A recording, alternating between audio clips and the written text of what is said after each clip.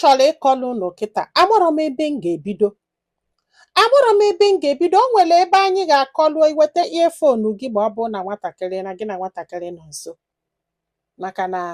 amụrụ m ka esi aka ụfọdụ chukwu nyekwala m aka ka nke onye ọfụma. This girl ọsamọna ya na-anụ di o na di ya na-alụ na banka ọsị m nne na ihe a bụ 4 years ya na-alụ di mana ya afụgo ihe nwaanyị nụlụ di for 20 years ga-afụ. Ọsị m nne na ya mụrụ na ife anụrụ ọsị m ma ife niile nọ na sket ịma ndị bankị anụnwa a na-akpọ ejent ndị a na-eje emepela mmadụ akaụntụ nọ ife ya nụrụ. Amụrụ m na ụfọdụ ụmụ nwoke bụ akwụna ya akwụna nke fe ụmụ nwaanyị akafa mma ị na-ala ịlagide ịlalụ bata be gị nwunye gị pụọ idulu nwaanyị bata na-alụ ya ọtụ n'isi na bed gị na matrimonial home gị like ịma in fact ịma the worst part of all this bụ na ya hi kedu afịa voice note to this girl send alamo voice note to this girl send alamo na-egekwa nụ ntị ịma na nso unu weta earphone. Okay, you are my bee ichi, you are my bitch.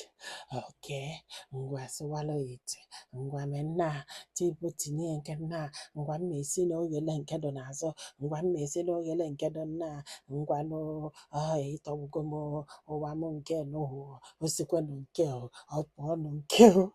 onye chi ọchị ebe ihe mmemme onye mekọta chi ọchị na comment section so someone will write ịchị ọchị na this page today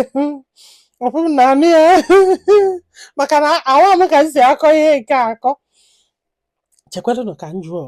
ọ na-akpị ya you are my bee, you are my nkewa, you are my nna, you are my ibie ngwa tinye nke nwaanyị a na-ete na m ihe na-ewo m iwo n'ihe niile bụ na ihe na-ewo m iwo nji wee sị onye achị na ọchị ihe bụ na kedu ka ị ga-esi na-ala di mmadụ na-eti oh my God, oh my God, oh Jesus Christ, oh Jesus ya otolu ga-agba gị ma ikute Jizọs afọ again ya otolu ga-agba gị ma ikute God afọ again ị na-ala di mmadụ na-eku God.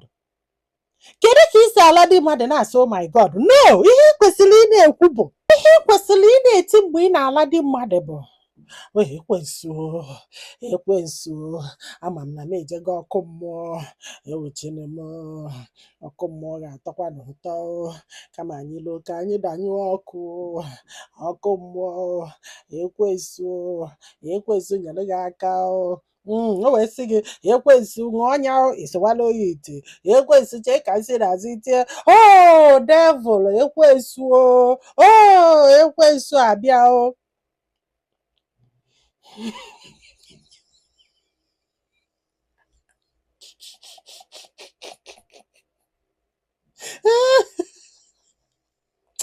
Chukwu ga-akpọrọ ọkụ nya ị na-ala ndị mmadụ wee na-eti Jizọs na-eti oh my God ị ga-eji ọkụ mmụọ in fact ocho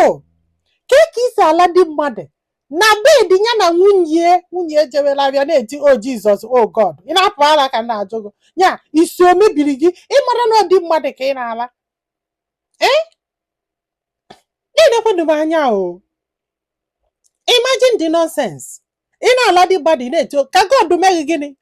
ya kedu ihe God ga-eme gị ụta anwụ tọlụgụ si gị isi na ntụ ụtụtụ ya ọ tọlụgụ osi gị isi n'ọkụ ị na-ala dị mmadụ eti oh my God ya this girl send the voice note na-anụ oh my God, oh Jesus, oh my Lord, oh God ụtụlụ ga-agba ya ife ga-eme gị ma nnụ ka ị kpọrọ God again ebe ị na-ala dị mmadụ na bedi ya na nwunye ejebela afịa ka ị na-eti oh my God ị na-apụ ara a sị m onye achịkwa na ọchị hia ife m kwuru maka na ezigbo iwe God, hey God, hey alụbel Mgbe chụọ this girl wee sị achekwelo ihe a niile ọ na-akụ ya aka n'ike asị ya bụ inye kpọghee ya akpọghee kpọchie ya akpọchie sowalo ya ite ma nna m ibie ọgwanugo gị ọ sị m na ya ya agụta ugboro n'one fasegoro ibọn gị ọnụ nwunye ọ na-ama etu this girl si wee na-eweta all these things ọ sị m na ya nwee foonu na-abụ nyapụba ya etinye ofuke na rekọdụ dobe n'okpuru bedie ọ na-erekọdụ hei nwaanyị na-atọchọkwa onwe go anụsịala m ihe a isi gbaka m ihe m ejiri ewepụta voice note bụ na gịnị mere na ọ sị na ụmụnne die and die nọ na peji m ụmụnne die ka ọ dụshọ na ọ dụrọ shọ die biko ọ sị na ife nke afọ na-amị ụnụ amazi nke gwụrụ m ike n'ife niile a bụ na this girl ọ na-ala bụ akwụna sibe die fa bụ ejima fa na-abụ enwere nke nọdonwu bedifa si na bedifa gbapụta gbala akwụna gbapụta nwoke onye anọ nwụrụ be die ka ị na-achọ ka ilu uzu olu mara eji gị fọ onye anọ nwụrụ be die ọdụgụ ka ọ batabeghị ọnọlụ no ọdụgụ ka ọ batabeghị ọnọlụ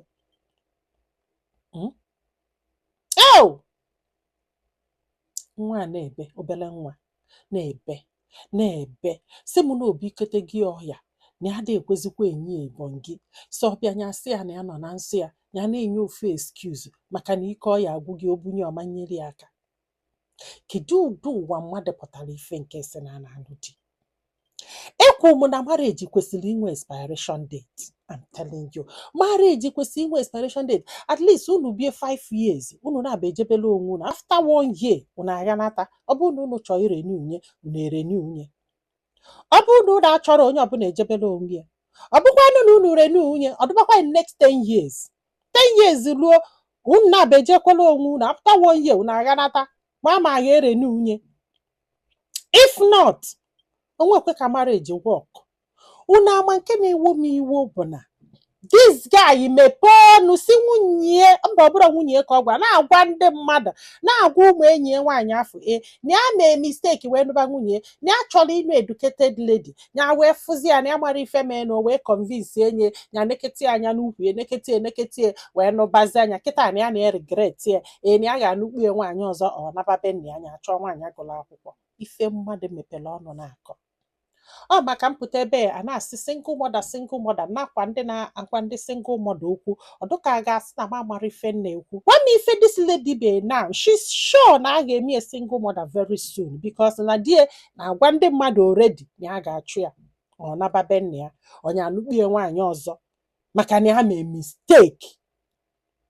na ya chọrọ ịnụ onye gụrụ akwụkwọ ya wee fụzi anya sị ka ya sụzie elu wee tụbazie anya ime wee nụbazie anya for that